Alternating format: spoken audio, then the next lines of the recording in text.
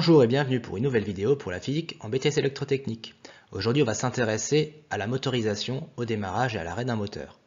Alors ici on a un banc machine avec énormément de choses, on va un petit peu débroussailler tout ça. Tout d'abord on a le moteur à courant continu avec un inducteur bobiné, l'alimentation donc de notre induit, l'alimentation de l'inducteur, le frein à poudre qui permet de freiner le moteur et de le faire monter un petit peu en régime, l'alimentation du frein à poudre, un capteur de couple, un capteur de vitesse et le conditionneur des capteurs qui nous permet d'afficher le couple et la vitesse. Donc ici vous avez le schéma, donc j'ai alimenté l'inducteur avec une tension de 190 volts et l'induit avec une tension d'environ 200 volts. Regardons maintenant ce qui se passe.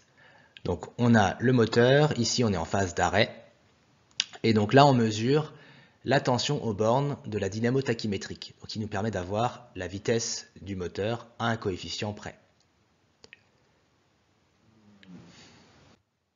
Donc on va ici prendre les curseurs et les placer de manière à mesurer la décroissance de notre vitesse.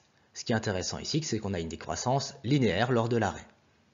Donc pour l'arrêt, on a une décroissance linéaire, on a un delta V de 29 volts, qui nous permet du coup d'après d'avoir la vitesse par rapport à ça, et la variation de vitesse, et un arrêt en 16 secondes. Faisons un petit bilan. Donc là, sur la phase pour ce moteur. Tout d'abord, on a la première phase, le démarrage, qui est un démarrage du type premier ordre. Pour la phase 2, on est en régime permanent, à vitesse constante, donc le moteur tourne toujours à la même vitesse. Enfin, la phase 3, c'est l'arrêt du moteur avec une décroissance linéaire lors de l'arrêt. Le principe fondamental de la dynamique va nous permettre un peu d'étudier tout ça. Donc le principe fondamental de la dynamique, c'est J dω sur dt égale Cm moins Cr. J, c'est le moment d'inertie. Dω sur dt, c'est l'accélération angulaire. Cm, le couple moteur. Cr, le couple résistant. En régime permanent, dω sur dt égale 0, on n'a pas de variation de vitesse, donc le couple moteur est égal au couple résistant. Si par contre le couple moteur est supérieur au couple résistant, le moteur va accélérer. Au contraire, si le couple moteur est inférieur au couple résistant, le moteur va ralentir. Donc on va étudier tout d'abord le régime permanent, le plus simple. Donc le couple moteur est égal donc au couple résistant. Alors il faut faire ici un facteur 5 dû à notre conditionneur qui est mal calibré.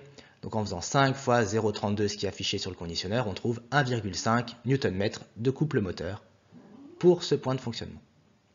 La vitesse est de 1444 tours minute, en faisant une petite conversion, donc on arrive à la voir. Et donc, la vitesse angulaire est de 151 radians par seconde, en faisant oméga égale 2 pi sur 60 fois n. On peut en déduire la puissance mécanique, qui est égale à C fois oméga, donc 1,5 fois 151, donc 226 watts. Et voilà pour le régime permanent. Intéressons-nous maintenant à la phase d'arrêt. Donc je rappelle le principe fondamental de la dynamique, J dω sur dt égale Cm moins Cr. Lorsqu'il y a un arrêt du moteur ici, on va s'arrêter en roue libre. Donc le couple moteur va être nul, 0 Nm. Comme la décroissance est linéaire, on a une équation là-haut avec juste une dérivée, ça veut dire que notre couple résistant est une constante. Juste avant l'arrêt, le couple résistant valait 1,5 Nm, donc il va valoir la même chose durant toute la phase d'arrêt.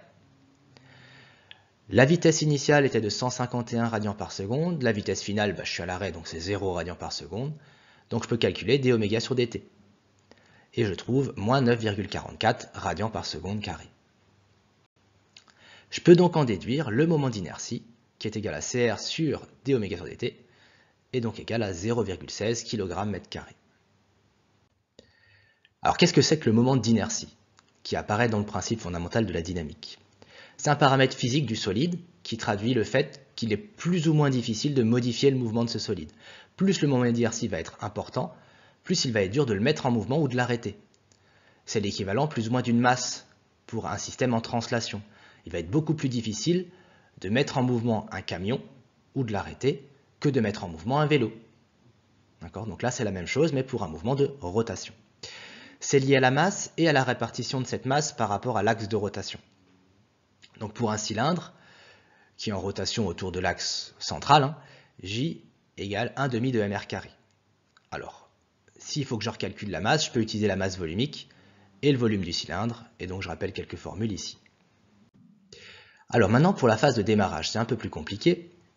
La croissance est ici non linéaire, donc ça veut dire que le couple moteur n'est pas constant. Ce démarrage est du type premier ordre, on verra ça plus tard quand on pourra étudier les systèmes du premier ordre. Le courant de démarrage est non constant, on a un courant d'appel, donc là encore on verra ça plus tard dans une prochaine vidéo. Alors on va essayer de comparer quand même deux phases d'arrêt. Tout d'abord la première qu'on a étudiée aujourd'hui, la phase d'arrêt en charge avec un couple résistant de 1,5 Nm. Et si maintenant j'étais à vide, on voit qu'on met beaucoup plus de temps à s'arrêter, environ 80 secondes. La vitesse initiale était un poil plus grande, ça c'est dû au fait que comme il n'y a pas de couple résistant, du coup la vitesse va monter, être plus importante. Je peux du coup en déduire le couple résistant, puisque le moment d'inertie lui ne va pas changer, qui est de 0,36 Nm. Donc le couple de frottement sur ce moteur, sur ce système, est ici de 0,36 Nm. Qu'est-ce qu'il faut retenir pour cette vidéo? Tout d'abord que le couple en Nm, c'est l'action mécanique qui permet de faire tourner un système. La vitesse de rotation, elle est donnée soit en tours par minute, soit en radians par seconde. Je rappelle comment est-ce qu'on passe d'une vitesse donc de rotation angulaire en radians par seconde. Donc oméga, c'est 2pi sur 60 fois n, avec n la vitesse en tours par minute. Le moment d'inertie qui est égal à 1/2 de mr² pour un cylindre plein. Et enfin, le principe fondamental de la dynamique, J d oméga sur dt, c'est Cm moins Cr. Ça, c'est le plus important ici de cette vidéo. La puissance mécanique, qu'on verra plus tard, P égale C oméga, qui est donnée en watts. Merci d'avoir suivi cette vidéo, et à bientôt pour une nouvelle vidéo pour la physique en BTS électrotechnique.